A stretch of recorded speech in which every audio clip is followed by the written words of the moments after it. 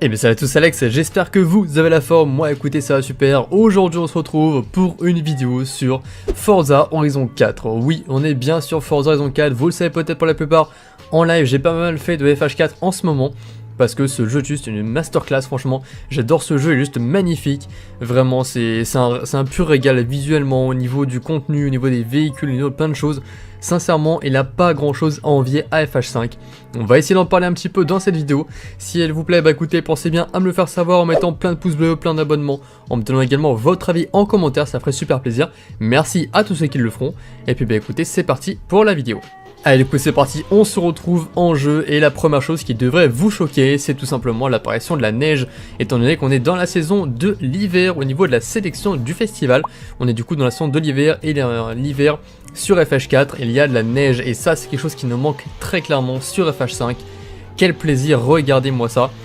C'est juste magnifique, c'est incroyable franchement, toutes les rivières sont gelées, tous les lacs sont gelés également, on peut se balader dessus etc. C'est vraiment magnifiquement bien fait, il n'y a absolument rien à dire.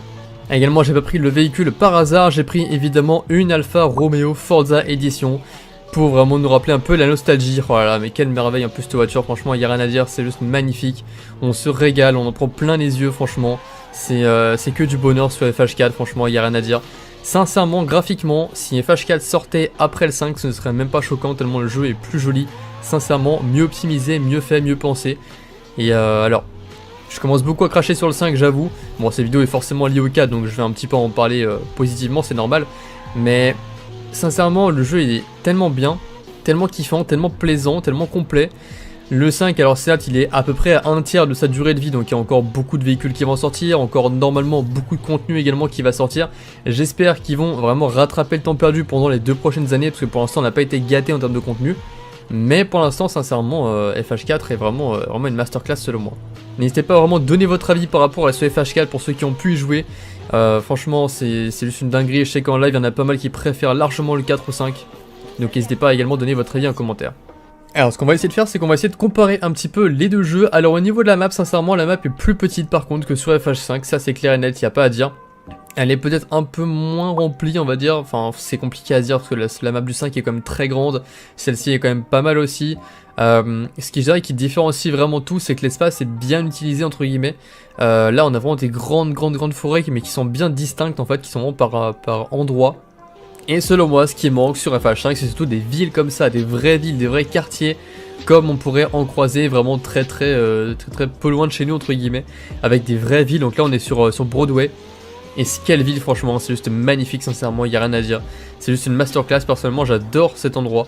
Il y a moyen de faire du drift de fou, de faire même du RP très facilement.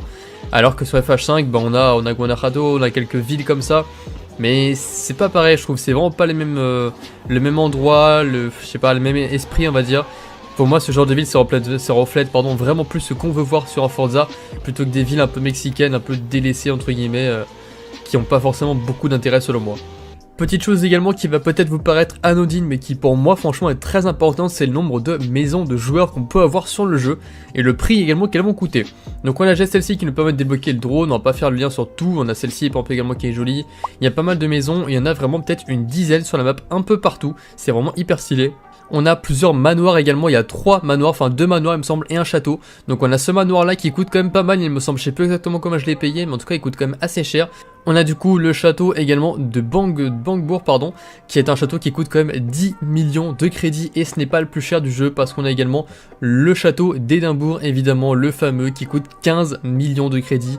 Sur FH5 vous le savez peut-être mais le château le plus cher il coûte seulement 5 millions et ça pour moi c'est vraiment décevant parce que ça manque de maisons qui coûtent vraiment cher, d'autant plus qu'on va en reparler un peu plus tard mais quand même FH4 était beaucoup plus dur à prendre en main que FH5. FH5 selon moi c'est le Forza le plus facile, le plus tout public. Ça a été le cas évidemment parce que ils l'ont rajouté au Game Pass par exemple. Ils ont mis un DLC Lego en premier. On voit vraiment qu'il est orienté pour les personnes plus jeunes, pour toucher un maximum de personnes. Et donc également augmenter le nombre de joueurs, hein, c'est tout normal. Hein. Mais ce qui fait que du coup ça en fait un jeu extrêmement facile à prendre en main, extrêmement facile de farmer des crédits. Pour beaucoup on est déjà à plus d'1 milliard farmé, il y en a même qui ont encore 1 milliard de côté, on est en tous les véhicules. C'est un jeu qui est très simple à prendre en main, peut-être trop simple, qui un petit peu dénature la licence de Forza qui était beaucoup plus compliquée auparavant. Et ça je peux le comprendre pour les anciens joueurs qui ont joué à des jeux beaucoup plus durs sur la licence et qui se retrouvent sur un jeu qui est beaucoup plus facile pour eux. Et malheureusement bah écoutez je suis désolé pour vous. Mais c'est vrai que du coup vu qu'FH5 est beaucoup plus compliqué à prendre en main, pourquoi est-ce qu'on n'a pas des maisons qui coûtent plus cher? Je sais pas, un château à 100 millions par exemple, 200 millions, 300 millions, moi ça me gênerait pas sincèrement d'acheter un château, un manoir, je sais pas, peu importe ce que ça pourrait être. Mais un truc immense qui coûterait des centaines de millions de crédits, moi ça me gênerait pas, au contraire, ça mettrait un vrai objectif pour se motiver à farmer comme il se doit et avoir du coup les bâtiments les plus chers du jeu pour se faire de réels objectifs et pas seulement avoir 5 millions hyper facilement en faisant plus ou moins n'importe quoi, en vendant une voiture de la sélection du festival par exemple, en récupérant 20 millions, hop on achète toutes les maisons et puis c'est bon, le jeu est terminé et c'est un peu dommage. Alors il y en a qui vont dire les maisons c'est pas hyper important sur le jeu, évidemment c'est pas l'aspect principal du jeu, hein. On n'est pas sur les Sims ou sur un truc dans l'ancien immobilière, mais ça fait partie du jeu, ça fait partie des choses qui sont ajoutées, qui sont présentes depuis longtemps et qui sont quand même mine de rien une partie intégrante du jeu. En parlant de DLC, évidemment, vous êtes peut-être pas sans savoir qu'il y a Fortune Island comme DLC et également Lego Speed Champions. Donc j'ai fait Fortune Island en live hier soir au moment où je tourne la vidéo. Donc c'était un super DLC sincèrement, je vais quand même y aller vite fait pour vous montrer tout ça. Et du coup nous voilà directement arrivés à Fortune Island, le DLC du coup qui était sorti, le premier DLC il me semble qui était sorti sur le jeu. Et regardez-moi cette map avec de la neige, c'est ça qu'on veut sur FH5, bordel, on veut de la neige, on veut pouvoir s'amuser, s'évader, changer un petit peu de climat, avec ce climat de neige, de chaleur, de température, de soleil, on veut changer un petit peu. Changez-nous ça bordel Forza, faites-nous un DLC avec de la neige. Allez, on est arrivé sur l'un des points entre guillemets les plus hauts, bon on est encore très loin, je pourrais monter vraiment énormément. Mais après c'est que vraiment des énormes montagnes, regardez-moi ça, même ça fait peur pour faire du franchissement, du tout terrain franchement. Avec le petit ram là franchement ce serait une masterclass d'essayer d'escalader tout ça. Mais là du coup on a vraiment un gros point de vue sur la map et regardez-moi ça franchement si c'est pas beau. C'est vraiment magnifique, alors c'est un univers très terne, très forcément avec beaucoup de neige donc la nature est morte c'est normal. Mais ça contraste vraiment bien avec la map de base qu'on a sur FH4 qui est quand même relativement colorée finalement et là franchement ça donne vraiment envie avec le RAM comme ça, là ça donne vraiment des images de fou et quel plaisir ce DLC, pour moi c'est le meilleur DLC qui est sorti sur Forza et je pense qu'on est quand même pas mal à penser comme ça. Évidemment sur Fortune Island, évidemment l'intérêt presque principal j'ai envie de dire ça va être du coup tous les coffres au trésor parce que vous avez du coup 10 chasses au trésor que vous allez pouvoir débloquer à chaque fois que vous allez avancer un peu plus dans le DLC en faisant les coups de pub, les courses, les panneaux etc. Chaque trésor vous donne 1 million de crédits. Donc ça vous fait 10 millions de crédits au total, plus 3 voitures, vous avez du coup le Lamborghini Urus à débloquer. Alors pour ceux qui veulent pas les spoils, bah écoutez, bouchez-vous les oreilles ou passez un petit peu rapidement. Ensuite on a du coup la Koenigsegg CC8S et pour terminer le 10e trésor on a la Lamborghini Aventador J, magnifique véhicule franchement, ça fait super plaisir d'avoir ce genre de récompense. Même les tirages sans déconner, ils sont pas méga stylés par rapport à FH5, ils sont super stylés je trouve les tirages de FH4, franchement ça nous régale juste. Alors maintenant pour passer au deuxième DLC, malheureusement je pourrais pas vous le présenter parce que je l'ai pas encore commencé tout simplement et j'ai envie de le faire en live avec vous également, donc n'hésitez pas à venir à 21 h quasiment tous les soirs en live sur la chaîne. On fait pas mal des FH4 en moment donc si ça vous chauffe pensez bien à venir, évidemment chaque saison également on les fait en live à partir de 21 h et des fois on fait d'autres streams, peut-être pour ce soir au moment où je tourne la vidéo on sera peut-être sur Far Cry, on verra, mais n'hésitez pas à passer, ça fait super plaisir en tout cas, on vous attend avec plaisir. Dans tous les cas, voilà, le petit DLC Lego qui a fait un petit peu débat, je vous mettrai évidemment des images, des trailers, etc. par exemple. C'est un DLC qui a été très controversé dans le sens où ça a fait plaisir à tous ceux qui aiment Lego, mais c'est un DLC qui vise en tout cas à toucher le tout public, un petit peu comme Hot Wheels comme on a pu voir sur FH5, qui est un DLC qui n'a pas énormément plu dans l'ensemble, on va dire que c'est pas une catastrophe, hein, mais disons que c'est pas un DLC qui a marqué les esprits on va dire. Et pour le coup Lego, voilà, c'est pas une grande réussite, il me semble que sur les notes, sur Fortune Island on était proche de 9 sur 10, alors que Lego on était peut-être à 6 sur 10 ou 5 sur 10 je crois un truc comme ça, donc c'est vraiment très faible en termes de notes, en termes de ressenti et de plaisir pour les joueurs par rapport à Lego, et c'est pour ça que si ça revient sur FH5, c'est pas une mauvaise chose en soi, mais c'est que vu que ça a déjà été, on va dire un peu une catastrophe sur FH4, s'ils le ressortent sur le 5, ce serait vraiment dommage et vraiment une grosse erreur pour le coup. Et on espère vraiment que ça ne ressortira pas, même si le DLC a comme des avantages plutôt sympas, l'univers est marrant on va dire. Les voitures pour elles sont dégueulasses, sincèrement ça j'arrive pas à m'y faire. On pourrait également parler des histoires, avec par exemple des collaborations incroyables avec Top Gear pour avoir un tracteur de chez Top Gear, pour avoir des voitures vraiment magnifiques pour le coup.